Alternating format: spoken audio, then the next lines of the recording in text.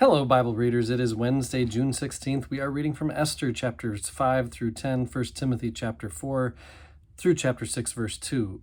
The second half of Esther, so much of the Old Testament is rooted in the oral tradition. Stories people would have shared around the campfire. They were orally, told by word of mouth, passed on from generation to generation. Esther is not like that. Esther was written down. This is a written word meant to be read, for sure, but it's a written down piece of literature. Some have described it as a novella or a short story. It's really an explanation of the festival of Purim, but it's obviously not intended to be offered as a factual account of something that actually happened between a person named Esther and a person named Mordecai and a person named Haram. It is a story with storytelling devices. The most obvious is the use of banquets. They eat a lot in the book of Esther.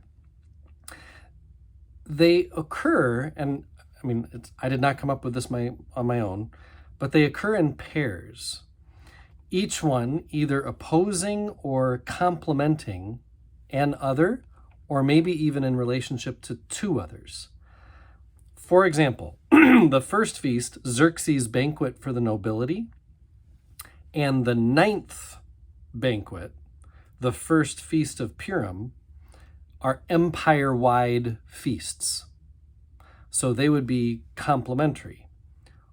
While the second feast, Xerxes' banquet for the men of Susa, and then the 10th and last banquet, which is the second feast of Purim, those are limited to Susa citizens.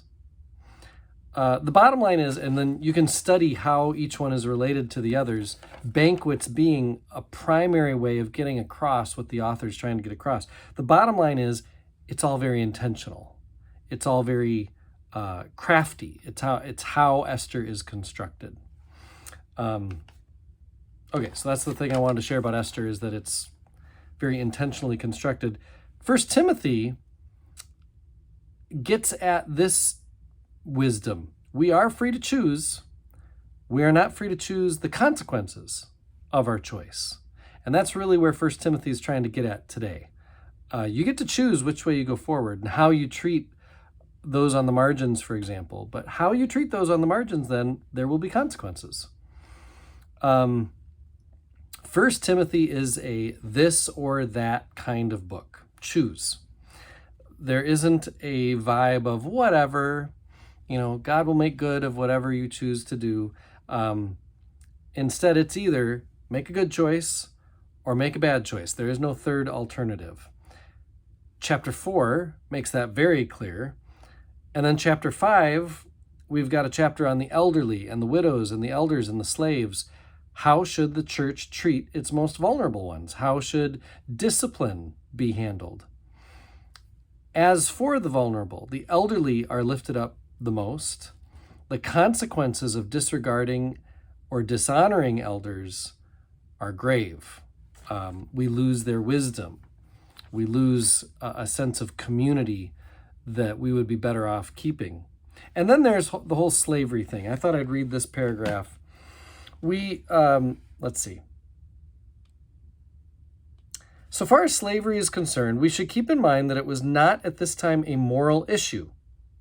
In the ancient world, slaves were simply the bottom rung of the economic ladder.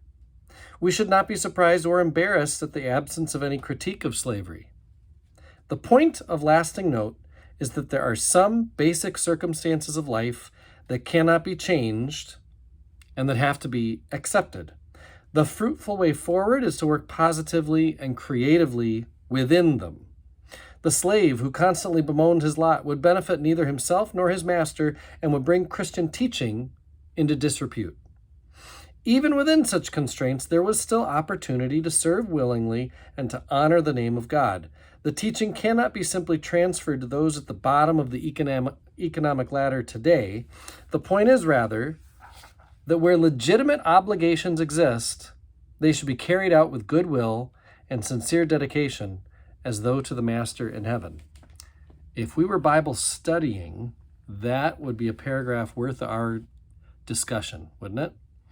I am one with my God. My God is with us, all of us at all times and in all places.